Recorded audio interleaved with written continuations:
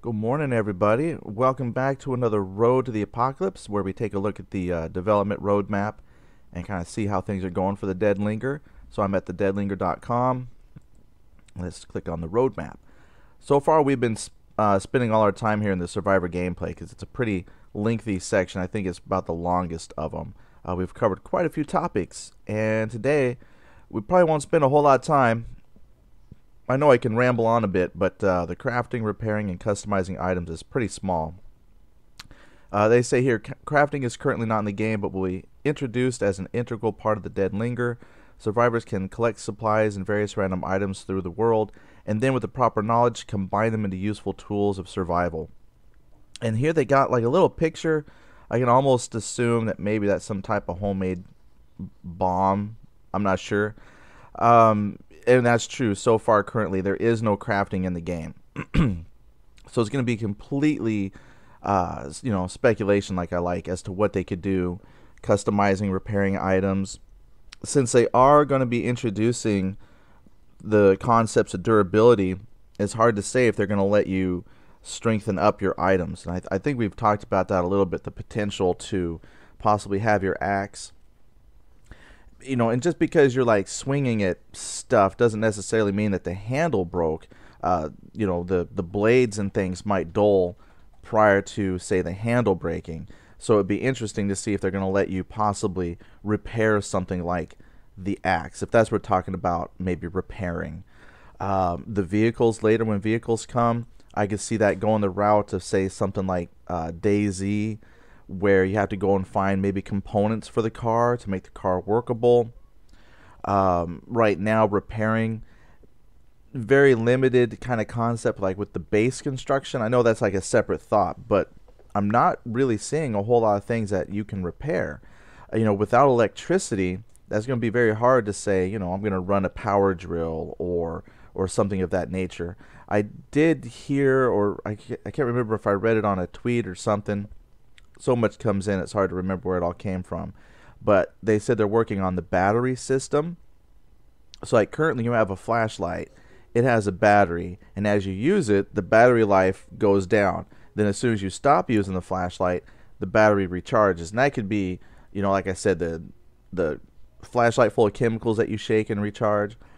But the thing is, without like a valid way to power items, you might have your power drill, it might be battery driven, but are you going to be shaking your power drill all day in order for you to maybe repair a structure?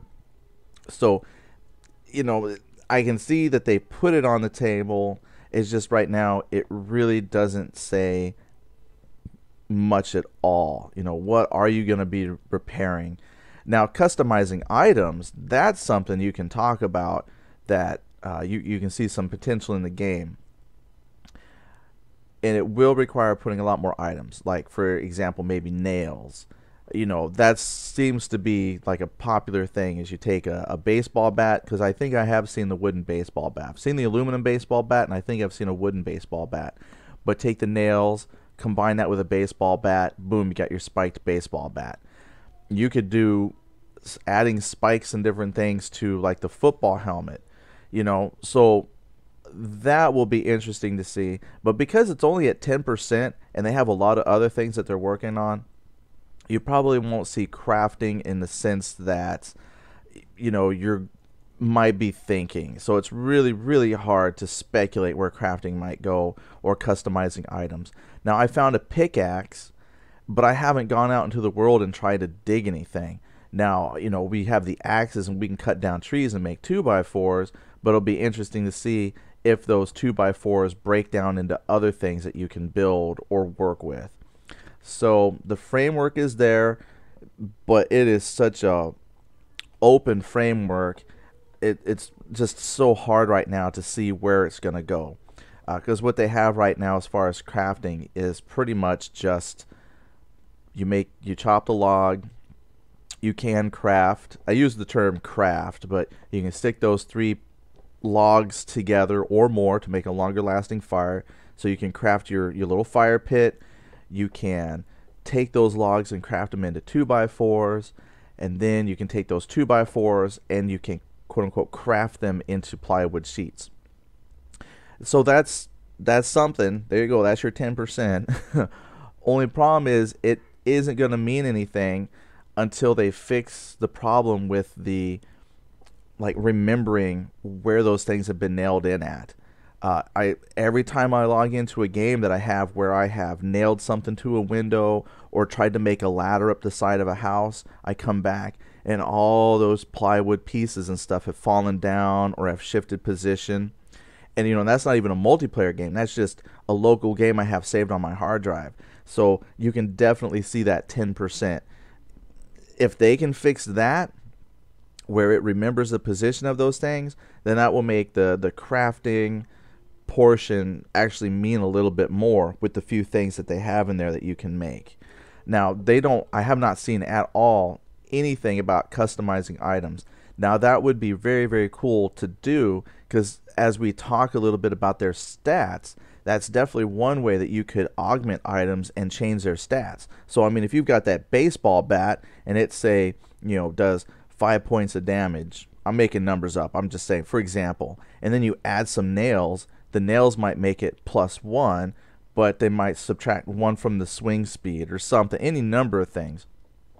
And I think that would help set apart your character, because when we talked about customizing your character yesterday, and mostly was just focusing on the clothing aspect per se, and how those pieces of clothing all have stats. And so if everything had the exact same stats, everybody's going to gravitate to the same pieces of clothing. But if you can customize your items, now you can actually help make the different looking survivors, because this guy might have high tops, but then he's customized his shoes with like a blade on the front. It's like a kick blade or something. And if you can see those customizations, now you're starting to make unique characters. Can you imagine if you could put spikes on your cowboy hat? So now you got the guy who likes to wear the cowboy hat, but now he put spikes. Well, now if you got two guys who wear cowboy hats and one person's put like a zebra print and another guy put spikes, it's still a cowboy hat, but now it has a different look to it. And I hope that that's what they can implement, is you can actually see those visual changes when you customize your items. I don't honestly see a whole lot of games that do that. It's just so hard, because that you had to make 3D models for everything. It's not just a simple matter of saying here's some nails. Somebody would actually have to think of a particular combination and then actually model it. So you might not see the actual picture of that customized item. They might just have to, at some point, just have a database of all these different possible combinations and just implement those stats. And then way, way down the road into their development, they might actually start to put in some of the 3D models for those customized items. I mean, that's a big deal when you think about it, because us as players, we might think of combinations that the developers hadn't thought of, and I can't make the football with spiky nails, and I can't do that yet. But those are things that we could suggest in forums and things like that, and say, hey, well, how come we can't put this and this together? Because that's how they have to build a database. I don't think that they can just simply say, okay, here's a free form customizing, you just stick stuff together and voila, automatically you have something. Somebody actually has to come up with those different things, and that's going to take time as well. How exactly are you going to put these parts together, and then how many combinations are we going to have in our database? So that's why they're at 10%. That's actually a huge undertaking that's going to take quite some time for them to set up. Then you have to add on top of that the possible effects to durability. I mean, it's just huge. One thing just leads into another, because now if I take that baseball bat and stick nails in it, did I lower the durability of the baseball bat because I just hammered a bunch of nails through it? And if I did, am I going to allow a person to repair that baseball bat with nails in it to bring it back up? Or is the durability lowered a permanent amount? So instead of having a top durability of 100 and now has a top durability of 80, that's why it's at 10%. That's a huge undertaking to add to any game.